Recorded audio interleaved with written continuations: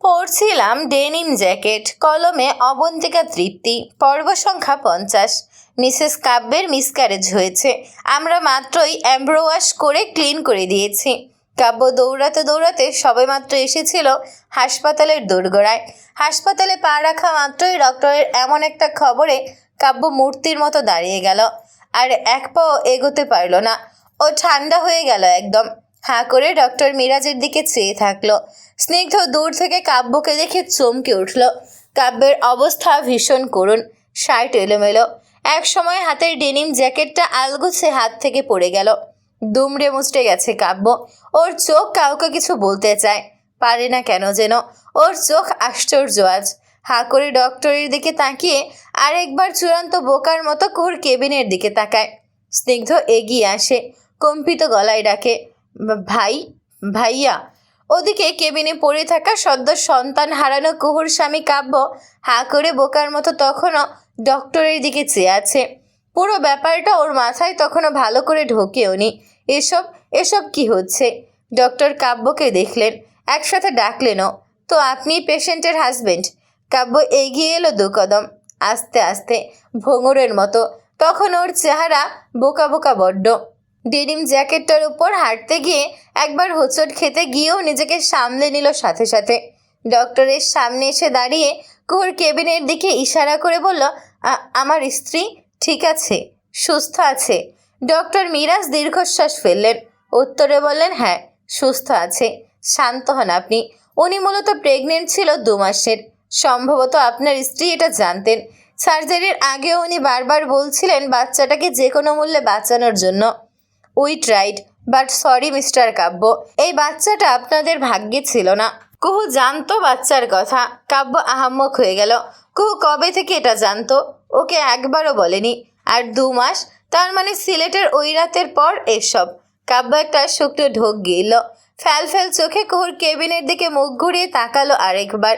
Doctor Miraj মর্মাহত কণ্ঠে professional দিক থেকে বললেন, মিসেস কাব্য মানসিক দিক থেকে খুব উইক এখন। জ্ঞান ফিরতে ঘন্টা 2 সময় লাগবে। আমি চাইছি ওনার হাজব্যান্ড কয়েকবার ওনাকে রেস্টরুমে দেখে আসুন, বেটার ফিল করবেন উনি। কাব্য আবার তাকালো ডক্টরের দিকে। ডক্টর মিরাজ কাব্যের কাঁধে হাত রেখে চাপড় দিয়ে বললেন, বি স্ট্রং ইয়ং ম্যান। আল্লাহর জিনিস আল্লাহ নিয়ে নিয়েছেন, ডোন্ট বি আপসেট। কাব্য তাকিয়ে রইল ওনার দিকে। আল্লাহর জিনিস আল্লাহ নিয়ে নিলেন, কথাটা মাথায় ঘুরতে লাগলো ক্রমশ। ডক্টর মিরাজ মৃদু আশ্বাস দিয়ে নিজের কাছে চলে গেলেন। ততক্ষণে কাব্যকে ওভাবে দাঁড়িয়ে থাকতে দেখে শামীমা ধীর পায়ে কোরআন শরীফ রেখে এগিয়ে এলেন। কাব্যর হাতটা ধরতেই কাব্য তাকালো ওনার দিকে। শামীমা কান্না অনেক কষ্টে আটকে রেখে থেমে থেমে উচ্চারণ করলেন, কুহু, মেয়েটা আজ এয়ারপোর্ট যেতে চেয়েছিল তোকে রিসিভ করতে। সেজেছিল আজ প্রথমবারের মতো জানিস শাড়িও পরেছিল। ওকে আজ অনেক দিন পর আমি এত খুশি দেখেছিলাম, কিন্তু এত খুশিতে কুহু আর তোর বাচ্চাটা। শামীমার সাথে সাথে আঁচলে মুখ লুকিয়ে চুপচাপ সরে অন্য পাশে চলে গেলেন। ছেলের সামনে কাঁদতেও পারছেন না ঠিকঠাক। কাব্যের মুখ চোখ কেমন শুকনো। মায়ের কান্না দেখলেও নিজে না ভেঙে পড়ে। কাব্য শামীমার চলে যাওয়ার দিকে তাকিয়ে রইল অবাক হয়ে। কুহু ওর জন্য সেজেছিল, ওর জন্য, কুহুর এই বাজে খারাপ স্বামীর জন্য সেজেছিল। কেন? কাব্য তো কিছুই প্রুফ করেনি এখনো। কাব্যর মাথা ঘুরছে ভীষণ। স্নিগ্ধ এলো, কাব্যের পাশে দাঁড়িয়ে নিচু কণ্ঠে বলল, ভাবিকে একবার দেখে আসো ভাই, ভালো লাগবে। কাব্য স্নিগ্ধর দিকে চেয়ে দেখল, পরপর ধীর পায়ে এগোলো কুহুর কেবিনের দিকে। যতটা কদম ফেলছিল মেঝেতে, ততই যেন ওই বাবা বাবা বুকটা হু হু করে কাঁদছিল নীরবে। অথচ কেউ দেখেনি তখন কাব্যের বুকের কান্না। কেবিনে ঢোকে কাব্য মূর্তির মতো কুহুর পাশের চেয়ারটা এসে বসেছে সবে। ওর চোখ দুটো জ্বলছে ভীষণ, কান্না ধেয়ে আসছে, তবু কাঁদতে পারছে না। চোখ টলমলে, নাক টসটসে লাল। অবশ্যই কুহুর পাশে চুপচাপ বসে রইল। এক দৃষ্টিতে কুহুর শুকনো অসুস্থ অজ্ঞান মুখের দিকে তাকিয়ে থাকে। কুহুর মুখে ইনহেলার মাস্ক। চুপ করেও শুয়ে আছে। শামীমার ভাষ্য মতে কুহুর পরনে একটা শাড়ি ছিল আজ। সেটা সম্ভবত খুলে সার্জারির আগে পেশেন্ট ড্রেস পরানো হয়েছে। কাব্য হাঁ হয়ে উপরের দিকে চেয়ে একটা শ্বাস ছেড়ে আবার সোজা হয়ে নড়ে চড়ে চেয়ারে বসার চেষ্টা করলো। তারপর আবার কুহুর পেটের দিকে তাকালো। ওইখানে একটু আগেও কাব্যের একটা ছোট্ট অস্তিত্ব ছিল, যা এখন এখন আর নেই, মারা গেছে। ওই ছোট্ট জানের উপর ছুরি চালানো হয়েছিল একটু আগে। কাব্যের চোখটা আবার জ্বলছে, গলাটা কাঁপছে আবার। কুহু কুহু এই বাচ্চা নিয়ে খুশি ছিল, কাব্যের বাচ্চা পেটে রেখেও খুশি ছিল। কাব্যের বুকটা কাঁপছে। কুহুর জীবনে কাব্য যেমন এইটা আগাছা হয়ে গেছে, তেমনি কাব্যের অভাগা সন্তানও কুহুর জীবনে আগাছাই থেকে গেল। দুজনের একজনও কুহুকে পেল না। কাব্য হাত বাড়িয়ে কুহুর মাথার উপর রাখলো। আলতো করে ওর চুলে হাত বুলিয়ে দিতে দিতে অপর হাত কুহুর পেটের উপর রাখলো। পর মুহূর্তেই আতঙ্কে আবার হাত সরিয়ে নিল। চোখ মুখ ওর ভয়ার্ত। কাঁপতে কাঁপতে চেয়ার থেকে উঠে দৌড়ে বেরিয়ে গেল কেবিন থেকে। কেবিন থেকে বেরিয়ে আসতেই স্নিগ্ধ এগিয়ে এলো। ভাইয়া। স্নিগ্ধর নরম গলা। কাব্য পিলারের সামনে মুখ লুকিয়ে পিঠ দিয়ে দাঁড়িয়ে রইল। স্নিগ্ধের কথায় চোখ মুছে ফিরে তাকালো। ভাইকে দেখে স্নিগ্ধ থামলো একটু। নিচু কণ্ঠে জিজ্ঞেস করলো, ভাবিকে দেখলে? কাব্য জবাব না দিয়ে চুপচাপ এসে বেঞ্চে বসলো। দুহাত মুঠো করে মুখের সামনে ধরে রাখলো। তারপর কেটে গেল কয়েক ঘন্টা। পুরো 3 ঘন্টা কাব্য ওভাবেই বসেছিল ওই জায়গায়। কোনো হাউমাউ করেনি, জাহির করেনি কিছুই। একটা শব্দ উচ্চারণ করলো না ওই জায়গায়। মূর্তির মতো সেলফ বসেছিল, অথচ বাকিরা সেখানে ছিল অস্থির ভঙ্গুর। সবাই এক বাচ্চা হারিয়ে কত কাঁদলো, কত কষ্ট পেল। আর কাব্য, ও কষ্ট পেল না? এরা কি বুঝবে কাব্যের হৃদয় ঠিক কতটা চূর্ণ হয়েছে? সন্তানের খবর পাওয়ার আগেই পেল তার মৃত্যুর খবর। এর চেয়ে দুর্বিষহ কোনো খবর একজন বাবার জন্য হতে পারে?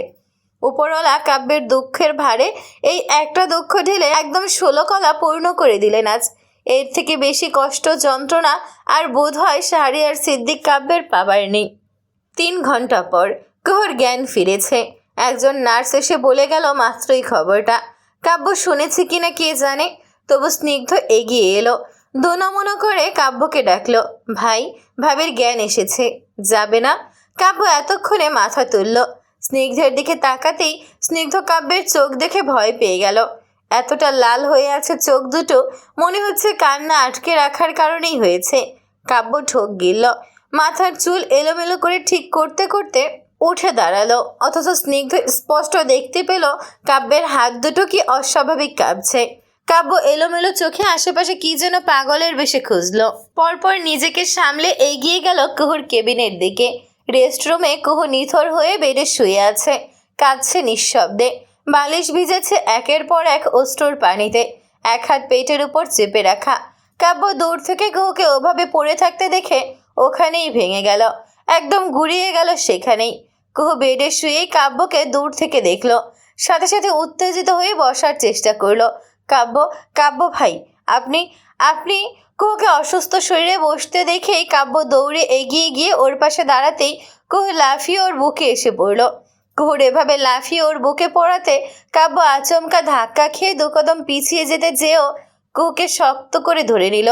কুহু এসব দেখে না। কাব্যের বুকে মাথা রেখে ওর বাহুর শার্ট খামচে ধরে চেঁচিয়ে চেঁচিয়ে কাঁদছে আর বলছে, আমার বাচ্চা, আমার বাচ্চাটা আর নেই কাব্য ভাই, আমার বাচ্চাটাকে ওরা ফেলে দিয়েছে। কাব্য ভাই, আমাদের বাচ্চা ছিল ওটা, আর নেই আর, ফেলে দিয়েছে ওরা। কাব্যের চোখ থেকে এবার এতক্ষণে জমিয়ে রাখা 1 ফোঁটা পানি গড়িয়ে পড়ল। ও শক্ত করে কুহুর মাথাটা নিজের বুকে চেপে ধরল। 2 হাতে ধরে কান্না থামানোর চেষ্টা করছে। কুহু কাব্যের হাত ছেড়ে ওর মুখের দিকে তাকিয়ে 2 হাতে কাব্যের মুখ চেপে ধরে বলতে থাকে, আমি বলেছি জানেন, আমি বলেছি ওই মরা বাচ্চাটা আমার পেটে তোমরা রেখে দাও, ফেলো না ওকে, বলেছি আমি, বিশ্বাস করেন। তবু রাখেনি ওরা, ফেলে দিল। আমার সামনে আমার ওইটুকু বাচ্চাকে ওরা কাটলো, ফেললো। কাব্য 2 হাতে কুহুর মুখ ধরল, চুল গুছিয়ে দিতে দিতে বলল, শান্ত হ কুহু, শান্ত হ। কুহু শোনে না ওসব সান্ত্বনার বাণী। ও আবারও কাব্যের বুকে লুটিয়ে পড়ে কান্নায় ভেঙে পড়ল এ যাত্রায়। ক্লান্ত স্বরে কাঁদতে কাঁদতে বলে উঠল, আমার পেট, আমার গর্ভকে ওরা খালি করে দিল, আবার কাব্য ভাই, খালি করে দিল। এই এক কথাতে এতক্ষণ নিজেকে জমিয়ে রাখা শক্ত কাব্যের চোখ থেকে ওর নিজের অজান্তেই অশ্রু গড়িয়ে পড়ল। ও কুহুকে বুকের মধ্যে শক্ত করে ধরল, আরও জোরে, অধিকার দেখিয়ে। স্বামী কাব্য তার মৃত বাচ্চার মাকে নিজের সাথে চেপে ধরে রেখেছে কোনো এক দৈব অধিকার দেখিয়ে। এটা দৈব অধিকার না, ওটা ভালোবাসার, সম্মান, বিয়ের অধিকার। কুহু বড্ড পাগলামি করছিল, কাব্যকে অস্থির করে তুলছিল নিজের সাথে। এবার না পেরে কাব্য ইশারায় নার্সকে ডাকলো। নার্স পাশে দাঁড়াতেই কাব্য নিভস্বরে বলল, ঘুমের ঔষধ দিয়ে দিন ওকে, শি নিডস রেস্ট। নার্স মাথা নাড়ল।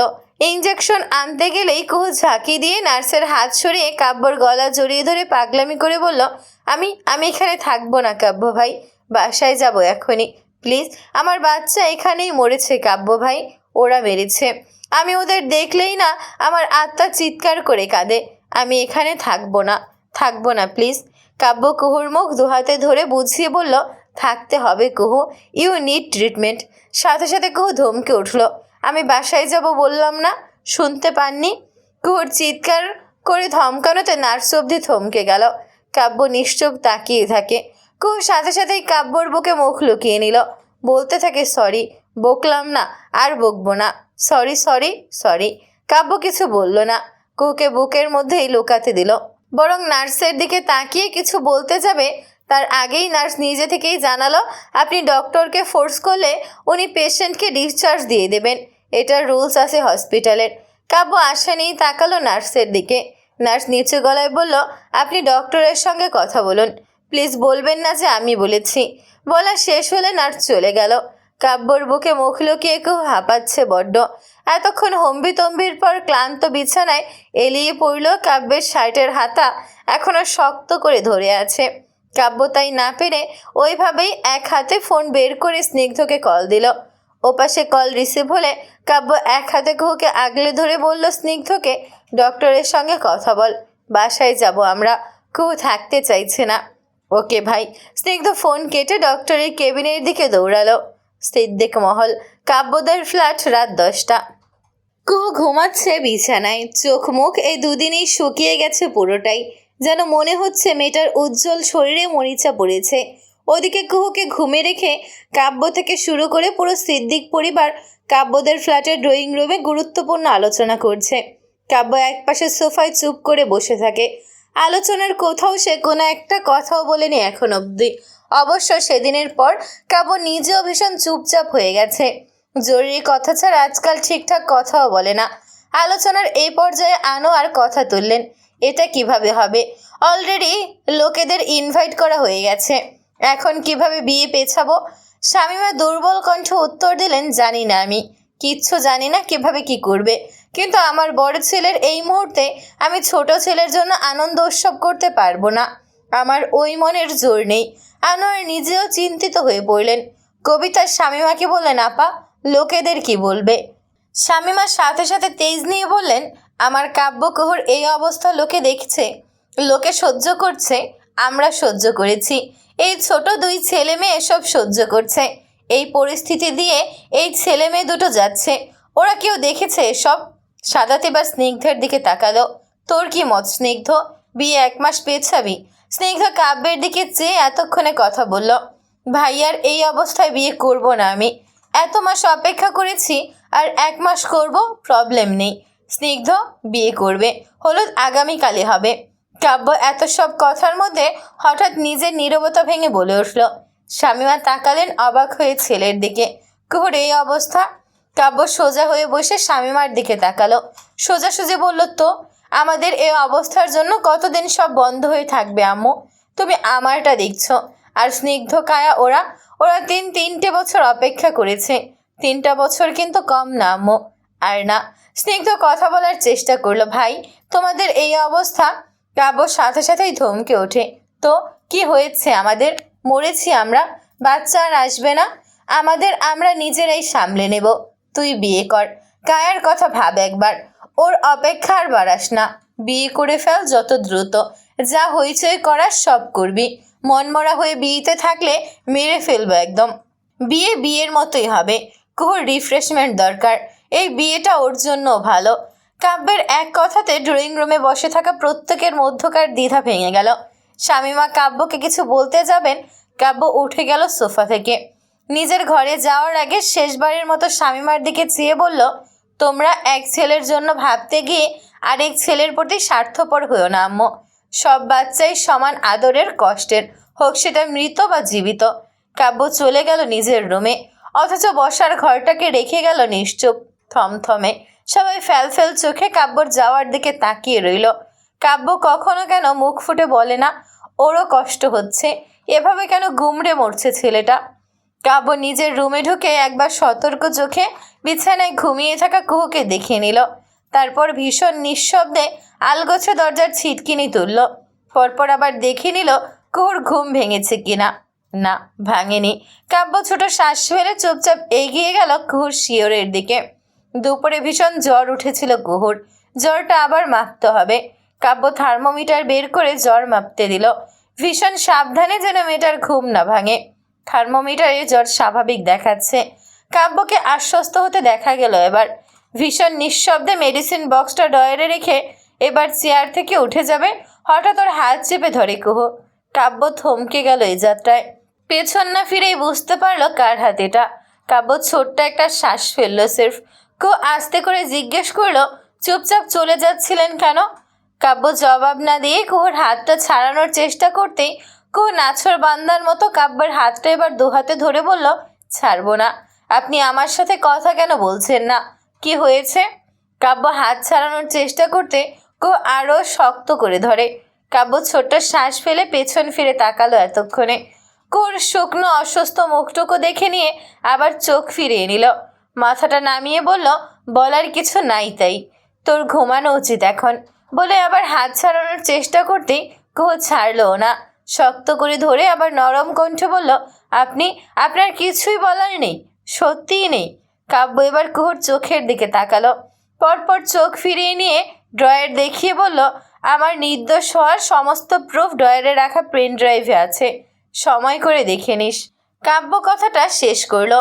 এই কথা শুনে কুহুর মুখটা শুকনো হয়ে গেল। নিচু স্বরে বলল, আমি এটা জানতে চাইনি, সত্যি চাইনি। কাব্য মাথা তুলে তাকালো এবার। কেন? আমাদের সম্পর্ক এটার উপর ভিত্তি করেই টিকেছিল। কুহুর বুকটা ছলছল করে উঠল। ও একটা ঢোক গিলে নিজেকে সামলালো। পরপর হাতটা নিয়ে আলতো করে নিজের মুখে গালে ঘষল। কাব্য সির্ফ তাকিয়ে রইল। হাত ছাড়ানোর চেষ্টা করতেই কুহু কাব্যের চোখে চোখ রেখে বলল, আমি সরি সব কিছুর জন্য। কাব্য এবারও সির্ফ তাকিয়ে রইল। কুহু কাব্যের হাতের পিঠে চুমু খেয়ে ওই হাতটা ধরে রেখেই ডয়ার থেকে পেন ড্রাইভ বের করে পানির গ্লাসের ঢাকনা খুলে পানিতে চুবিয়ে ফেলল। পুরোটা সময় কাব্যের দিকেই তাকিয়েছিল। এত কিছু দেখেও কাব্য তখনও কিছু বলল না। কুহু ইচ্ছে মতো পেন ড্রাইভটা পানিতে চুবিয়ে ফুলিয়ে ফেলল পুরো পেন ড্রাইভ। তারপর পানি থেকে বের করে এক হাতেই পেন ড্রাইভ দেয়ালে ঘষে ঘষে সেটার সেন্সিটিভিটি পুরোপুরি নষ্ট করে রীতিমতো ছুঁড়ে ফেলল জানালা দিয়ে বাইরে। কাব্য পুরোটাই দেখল, চুপ করে, একটা শব্দ না করে। ওর একটা হাত তখনও কুহুর এক হাতেই ধরে রাখা। ও তখনও এত কিছু দেখার পরও কিছুই বলল না। কুহু পেন ড্রাইভ ফেলে কাব্যের হাতটা দুহাতে ধরলো এবার। আদরে কণ্ঠে বলল, আমার কোনো প্রুফ চাই না, আমার শুধু একটা সম্পর্ক চাই, ভালোবাসার সম্পর্ক, আপনার সাথে আপনার হাত ধরে, ব্যাস। কাব্য এটা শুনে হঠাৎ হেসে উঠল। ফিক করে হাসতেই কুহু তাকালো ওর দিকে। কাব্য মলিন হেসে ঠান্ডা স্বরে বলল, সম্পর্ক আমিও চেয়েছিলাম কুহু, তোর কাছে একটা সুযোগ আমিও চেয়েছিলাম এতদিনে। ফাইনালি বরাবর হলো দুজনের পাল্লাই। কুহুর চোখ থেকে পানি পড়ল সাথে সাথেই। এই এক কথার পরেই কাব্য হাঁ করে একটা শ্বাস ছাড়ে। পরপর ক্লান্ত কণ্ঠে বলল, তবুও কুহু, আমি রিভেঞ্জ দেব না, কিছু বলবো না তোকে।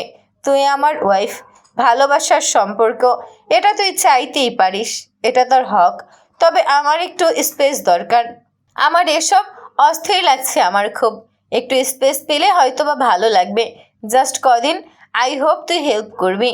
কুহু তাকিয়ে রইল কাব্যের মুখটার দিকে। পরপর কাব্যের হাতের পিঠে ছোট করে একটা চুমু খেয়ে ফের তাকালো কাব্যের দিকে। মৃদু স্বরে বলল, সোজা বাংলায় আমার থেকে দূরে থাকতে চাচ্ছেন, তাই তো? কাব্য কিছু বলল না, সির্ফ চোখ ফিরিয়ে নিল। কুহু হাসলো। কাব্যের হাতটা আচমকা ছেড়ে দিল। কাব্য এভাবে ছেড়ে দেওয়াতে ওর হাতের দিকে একবার চেয়েই কুহুর দিকে তাকালো। কুহু মৃদু হেসে বলল, ঠিক আছে, আপনি এতদিন আমার জন্য অপেক্ষা করতে পারলে আমিও পারবো।